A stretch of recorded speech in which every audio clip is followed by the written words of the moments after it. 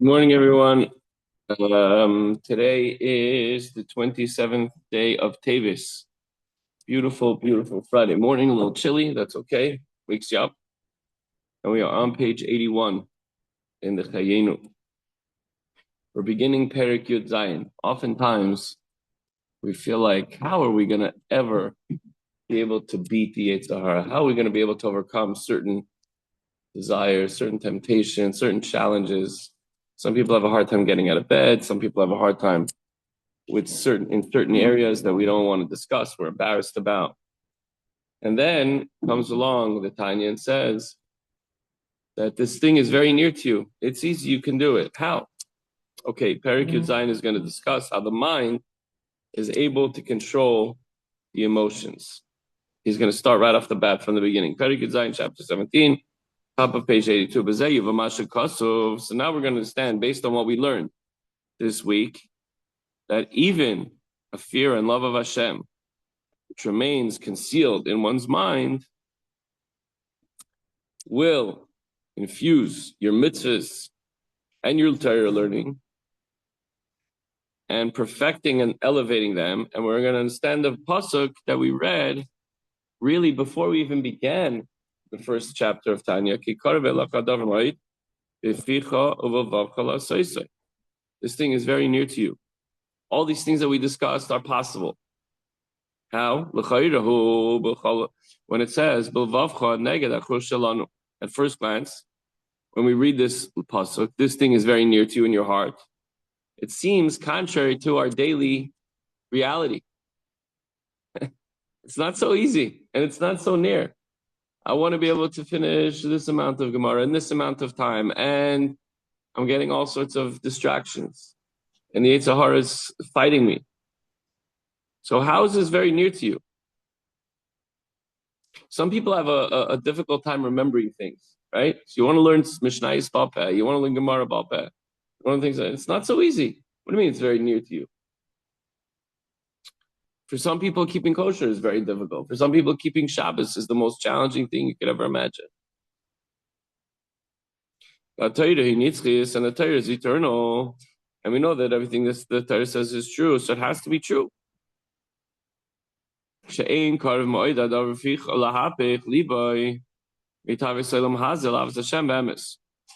our experience, we see that it's not a very easy thing to do.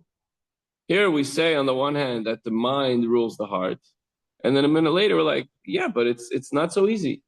You know, I told myself not to get upset, and a minute later, I got upset. I thought my mind is able to control the heart. What's going on? So in Teves Halavavis it says that desires for worldly pleasures are unable to dwell in the heart together with the love of Hashem. So if you're trying to love Hashem, and then you see something that you want, that means you're not loving Hashem, because the two things can't coexist.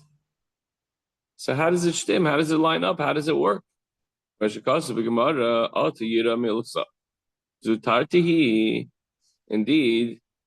commenting on Moshe Rabbeinu's statement. What does Hashem ask of you but to fear Him? That's it. We just have to fear Hashem. No big deal, right? No big deal.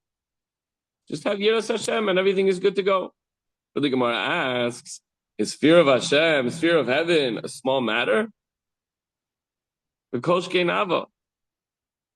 Obviously, we know that fearing is, I was saying this recently. There was a clip that went around. These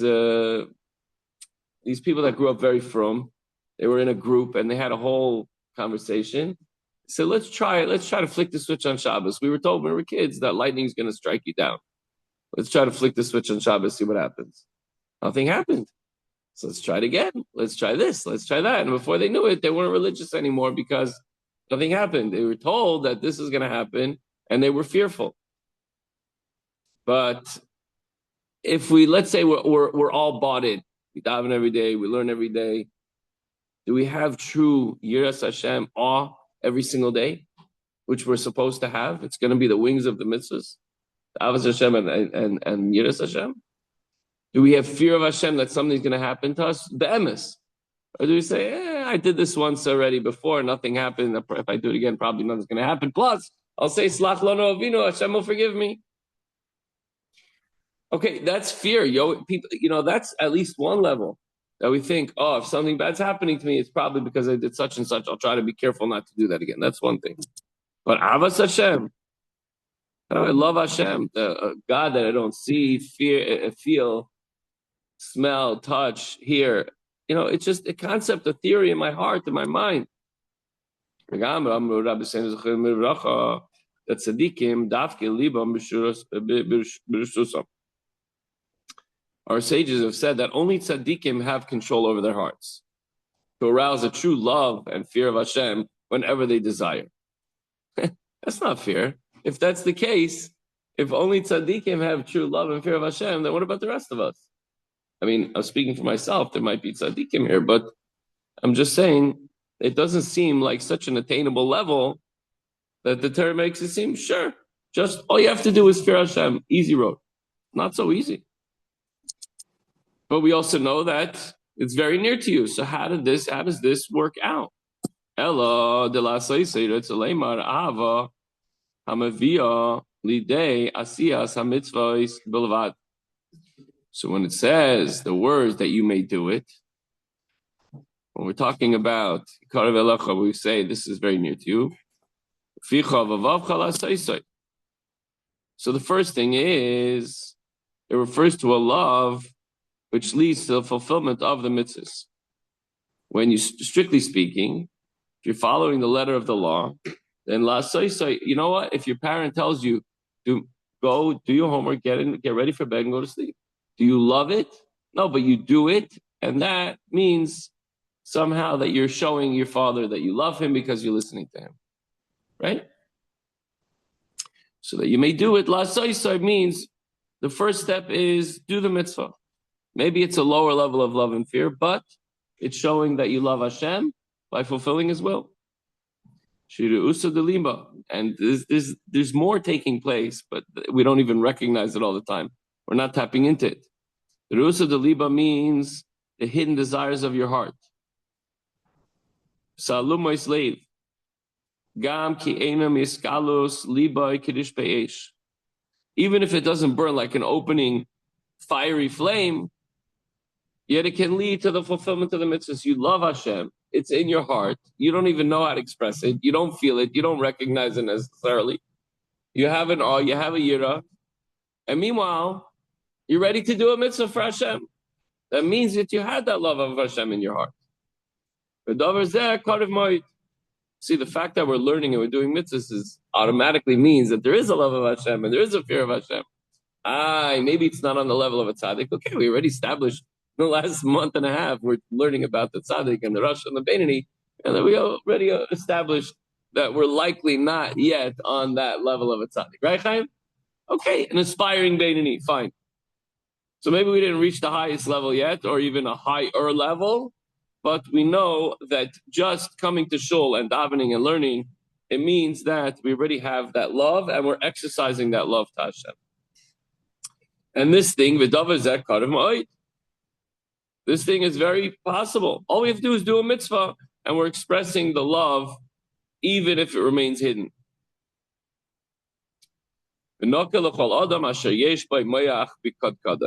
Okay, listen. Every single human being. Okay, there are a few exceptions, but every human being has the ability to control his emotions, has the ability to control. Let's just talk about speech, right? Can you control what you're going to say? Yes. Do you always control what you say? No. Usually, yes. But we know we have control. Every single person. Again, with a few exceptions, if they have some mental health issues or out of control or they're drunk or whatever it might be, some people cannot control their mouths, right? But practically speaking, most regular people, like me and you and me, we can control what we're saying. So that means that the brain can control your speech, certainly your actions, and hopefully, most of the time, your thoughts. Now, we're not talking about thoughts that just enter your mind. We're talking about what you choose to actively think about, which is, talk about that another time, but that's an important nekuda here. Anyway, So so let's go back for a second. It's possible for every single person who has a brain.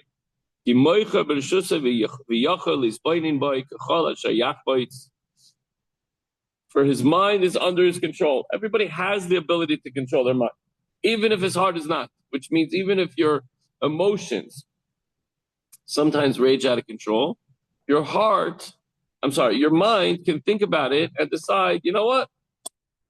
I'm not eating that. I'm not doing that. I'm not going to say that. I'm not going to think that. When he contemplates on the greatness of Hashem,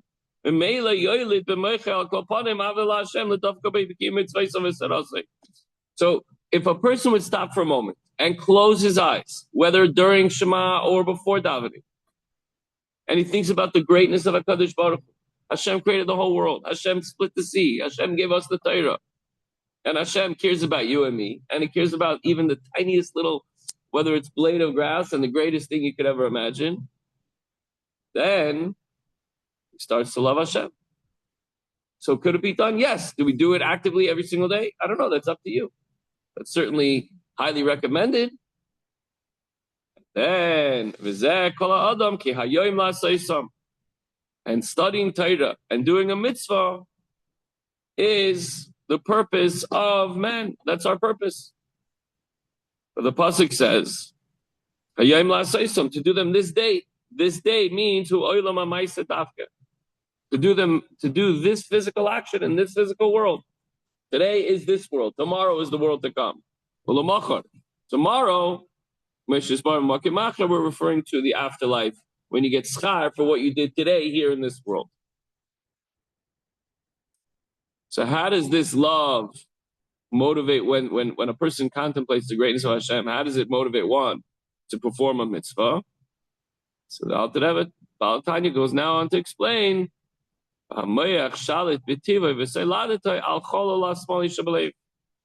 Naturally, the mind is able to control and to dictate over the left part of the heart, which means the physical desires of man.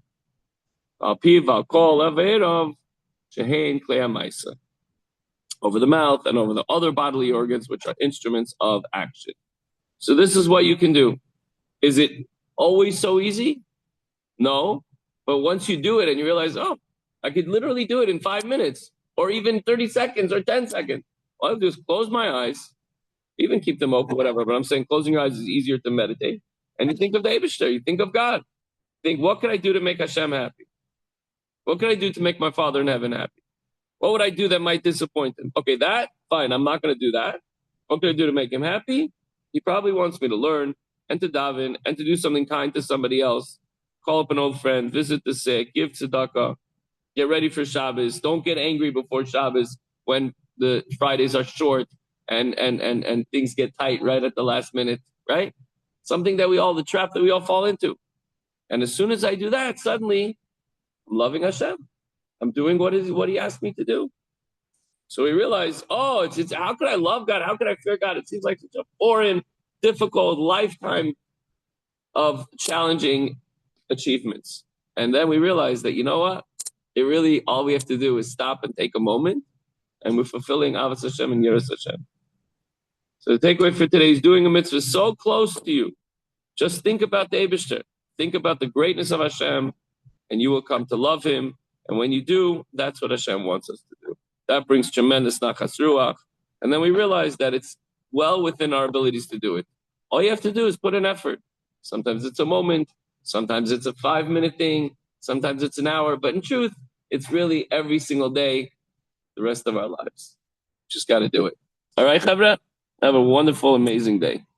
And a good Shabbos. Shabbos, Bavarchim. The Shabbos that we bless. Chodesh Shvat.